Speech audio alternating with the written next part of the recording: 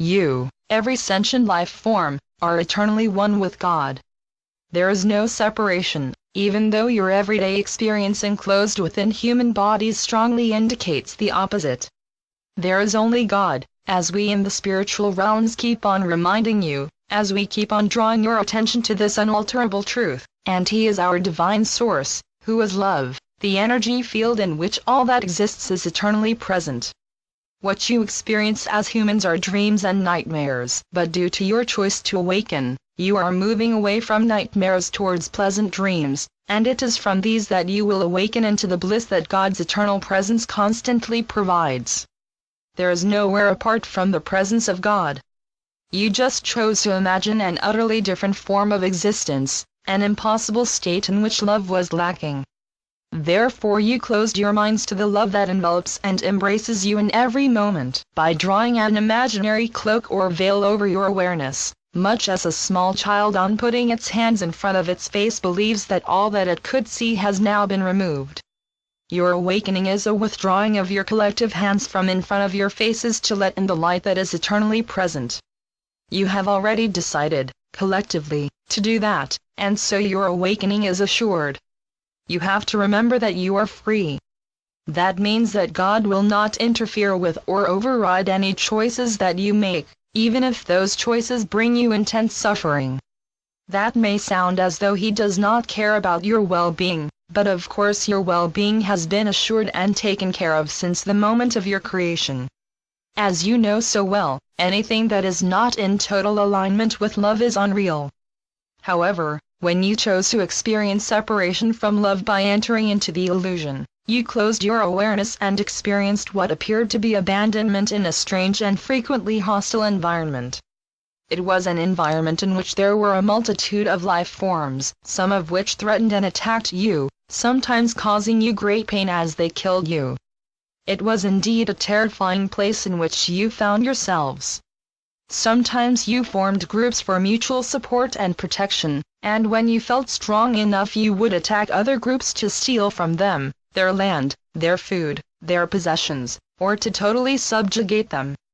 And as your history shows you, that is still occurring. Nevertheless, you have made the collective decision to awaken, and the signs of that momentous decision can be seen all across the world as ever-increasing numbers of you realize that the old ways do not work, never have worked, and that the only way forwards is by being the love and the peace that you want to see in the world. You cannot make others loving and peaceful, however forcefully you attempt to do so. Free will not only operates between you and God, but also between each one of you. It is a divine gift that each and every one of you possess, and although you can intimidate and subjugate another by force of arms, you cannot override their free will.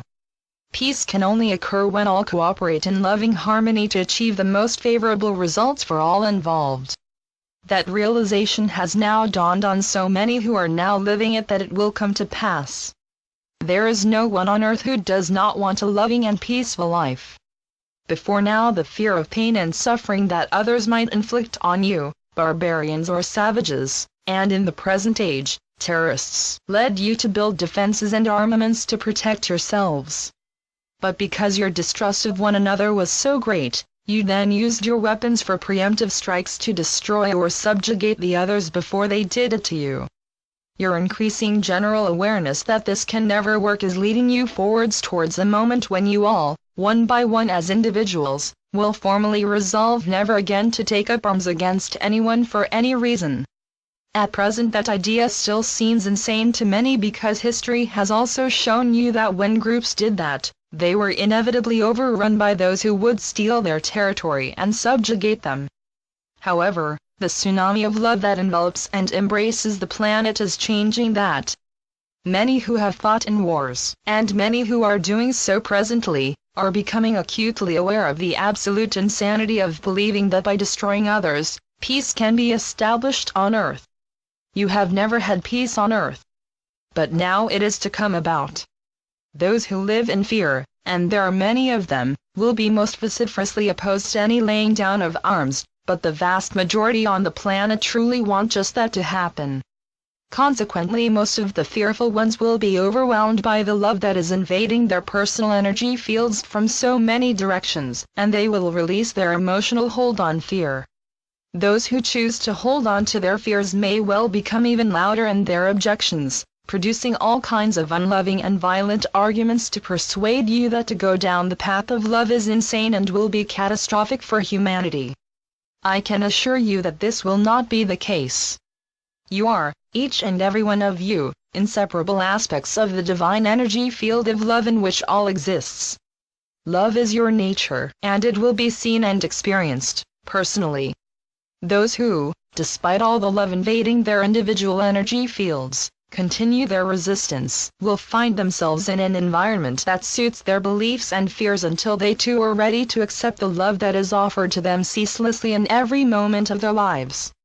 No one has been abandoned, and no one will remain forever asleep. Humanity is to awaken. It is God's will, and the will of humanity that you do so, and as you can see, if you pay attention and choose to see, the effects of the tsunami of love are evident all across the world, dissolving barriers and enmities everywhere. So, keep holding your light on high and bring it on.